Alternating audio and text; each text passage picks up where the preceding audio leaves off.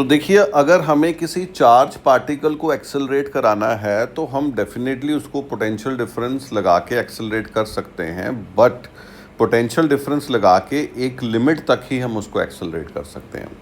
अगर हमें उसको बहुत हाई एनर्जीज तक लेके जाना हो, ठीक है, तो एक डिवाइस है जिसकी मदद से हम charge particles generally like protons and neutrons उनको हम एक्सेलरेट कर लेते हैं, ठीक है, up to very high energies using both electric and magnetic field. तो दोनों इलेक्ट्रिक और मैग्नेटिक फील्ड क्रॉस लगाई जाती हैं, एक दूसरे के परपेंडिकुलर लगाई जाती हैं, दोनों का इस्तेमाल करके हम इसको एक्सेलरेट करते हैं। कैसे करते हैं सब सीखेंगे।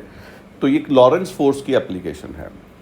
तो साइक्लोट्रॉन है क्या? It is a device which is use to accelerate charge particle to very high energies. इसमें हम यूज़ क्या करेंगे? इलेक्ट्रिक फील्ड भी यूज़ करेंगे as well as magnetic field भी यूज़ करेंगे, ठीक है, और दोनों यूज़ करेंगे और परपेंडिकुलर लगाएंगे। तो कैसे करना है आइए समझते हैं। तो ये डायग्राम है साइक्लोट्रॉन का। ये समझाने से पहले मैं आपको एक चीज़ समझाऊंगा कि जो अगर आपके पास हॉलो कंडक्टर हो, अगर हमारे पास हॉलो कंडक्टर हो, उसके अंदर इलेक्ट्रिक फील्ड नहीं होती, उसके अंदर इलेक्ट्रिक फील्ड कितनी होती है? ज़ीरो। ये चीज़ हमें पहले पता होनी चाहिए, थोड़ी सी रिवाइज करा रहा हूँ। दूसरा, अगर चार्ज पार्टिकल को आप यूनिफॉर्म मैग्नेटिक फील्ड पे एंगल थीटा 90 डिग्री पे अगर आप छोड़ दें तो वो सर्कुलर मोशन करता है जिसका टाइम पीरियड इज़ 2πm/bq, ठीक है, which is independent of radius. It is independent of radius as well as velocity.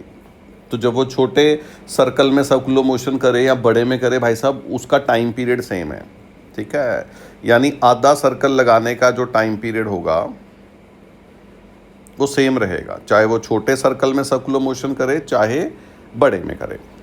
ये चीज़ हमें मालूम है। एंड जो फ्रिक्वेंसी होगी that is reciprocal of time period, ठीक है, और अगर हम आधे की फ्रिक्वेंसी निकालें तो वो उसका रेसिप्रोकल होगी। ये छोटी छोटी चीज़ें हैं। अब आपको ये मालूम है कि मैग्नेटिक फील्ड ने, भाई साहब, उसको सर्कुलर मोशन करानी है। सर्कुलर मोशन उसने जब करानी है तो चाहे वो छोटे सर्कल में कराए चाहे वो बड़े सर्कल में कराए, तो सर्कुलर मोशन का टाइम पीरियड उसने सेम रखना है, ठीक है। पर जो मैग्नेटिक फोर्स है that is always perpendicular to velocity, वो उस पर कोई वर्क नहीं करेगी, यानी उसकी स्पीड में कोई डिफरेंस नहीं लाएगी। तो स्पीड में डिफरेंस कौन लाएगा? भाई साहब, इलेक्ट्रिक फील्ड, ठीक है। सो साइक्लोट्रॉन क्या है? बहुत सिंपल सी चीज़ है। इसमें ऐसे दो डीज होती हैं, इसको डीज बोलते हैं क्योंकि इसकी शेप डी जैसी है, ये जो मैं हाईलाइट कर रहा हूँ, ठीक है। ये हॉलो कंडक्टर हैं, तो जब पार्टिकल इसके अंदर रहेगा तो उसको कोई भी इलेक्ट्रिक फील्ड नहीं मिलेगी, ठीक है, और मैग्नेटिक फील्ड लगेगी जिसके कारण वो सर्कुलर मोशन करेगा। और जब भी वो दो डीज के बीच में माइनर से गैप में आएगा, हम यहाँ पे क्या लगाएंगे?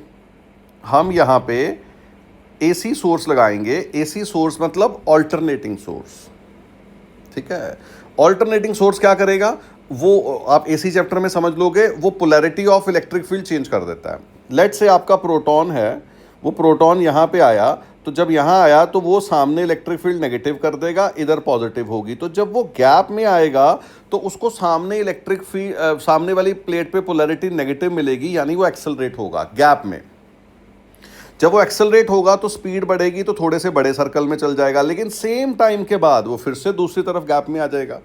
तो ये जो आपका एसी सोर्स है, इसकी फ्रिक्वेंसी इस हिसाब से सेट करनी है कि भाई साहब, आप चाहे वो छोटे सर्कल में हो चाहे वो बड़े सर्कल में हो, वो सेम टाइम पीरियड के बाद आधा सर्कल कंप्लीट करेगा, ठीक है। तो हम उसकी फ्रिक्वेंसी इस हिसाब से सेट करेंगे कि जब वो गैप में आएगा फिर से उसको सामने कौन सी फील्ड मिलेगी? नेगेटिव, जो उसको अट्रैक्ट करेगी। तो जब जब वो गैप में आएगा वो एक्सेलरेट करता जाएगा।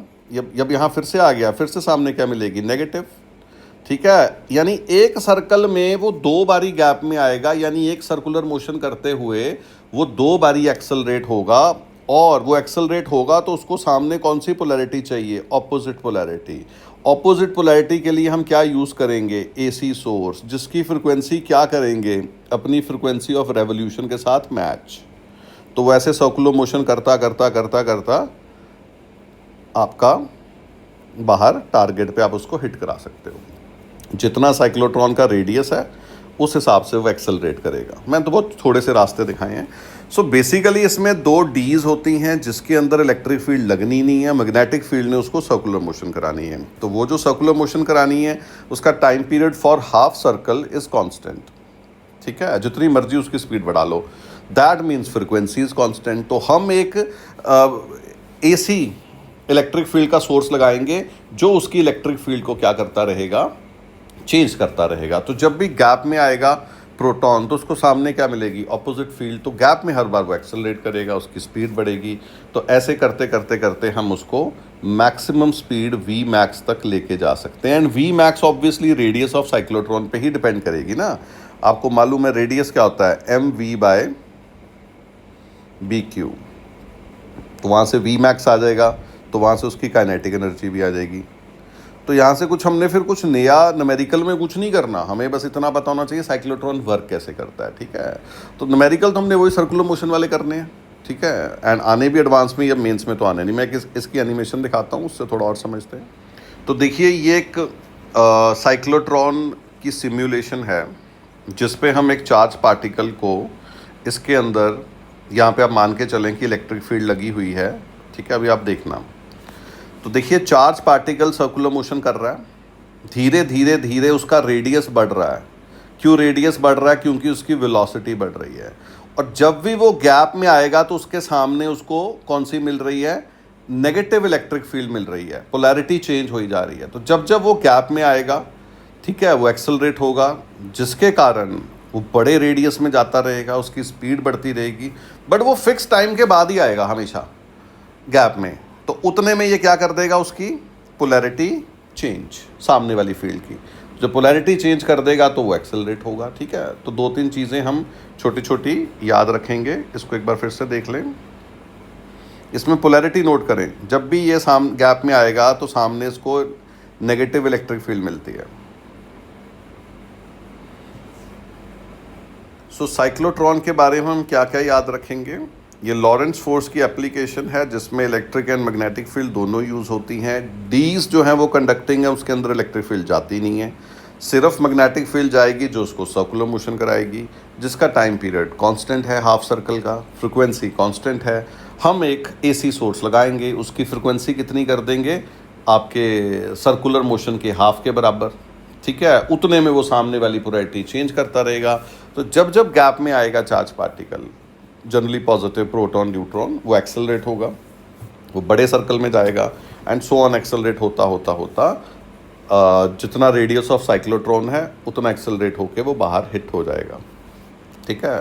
तो इसको जनरली यूज़ कहाँ किया जाता था, ठीक है, न्यूक्लियर रिएक्शंस में आपको हाई प्रोटॉन्स न्यूट्रॉन्स को हिट कराना होता है किसी पार्टिकल में, तो ठीक है, किसी दूसरे न्यूक्लियस में, तो वहाँ चार्ज पार्टिकल को एक्सेलरेट करने के लिए यूज़ किया जाता था। ट्रीटमेंट ऑफ कैंसर में यूज़ होता है। लिमिटेशंस क्या हैं, ऑब्वियसली आप न्यूट्रॉन को इससे एक्सेलरेट नहीं कर सकते, न्यूट्रल पार्टिकल्स को, एंड इलेक्ट्रॉन जैसे हल्के पार्टिकल बहुत जल्दी बाहर आ जाते हैं, तो एक लिमिट से ज़्यादा नहीं वो एक्सेलरेट होते, उसमें ज़्यादा ये फ़ायदेमंद नहीं है। तो प्रोटॉन न्यूट्रॉन यहाँ हद अल्फ़ा पार्टिकल तक ही इसको बेटर यूज़ किया जाता है। तो इसकी कुछ प्रॉब्लम्स करते हैं, विच इज़ न्यूमेरिकल करते टाइम कुछ नया नहीं है, वो सेम ही है, बस पता होना चाहिए व्हाट इज साइक्लोट्रॉन। तो एक प्रॉब्लम करें try, a cyclotron is used to accelerate protons if operating magnetic field is 1 Tesla and radius of cyclotron D's is 60 centimeter. आपको निकालनी है kinetic energy of accelerated protons in mega electron volt. तो please lecture को pause करें और question को try करें।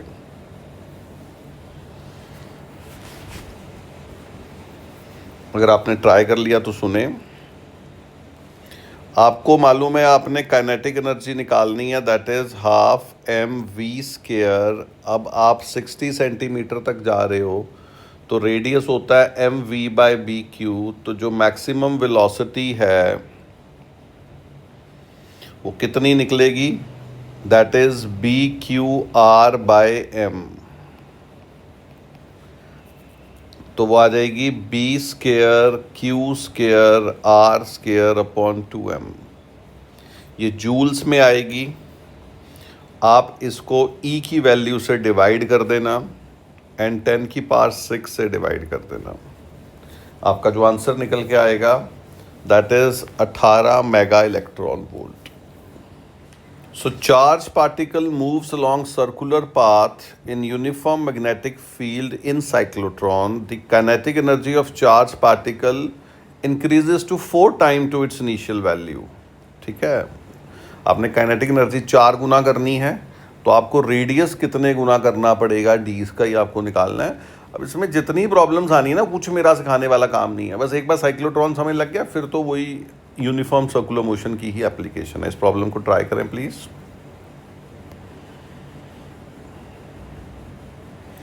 तो अगर आपने ट्राई कर लिया तो सुने, radius in term of kinetic energy होता है √2mk by B q. So radius is directly proportional to root of k। तो अगर आप काइनेटिक एनर्जी 4 गुना करना चाहते हो तो भाई साहब रेडियस आपको नया वाला डबल करना पड़ेगा।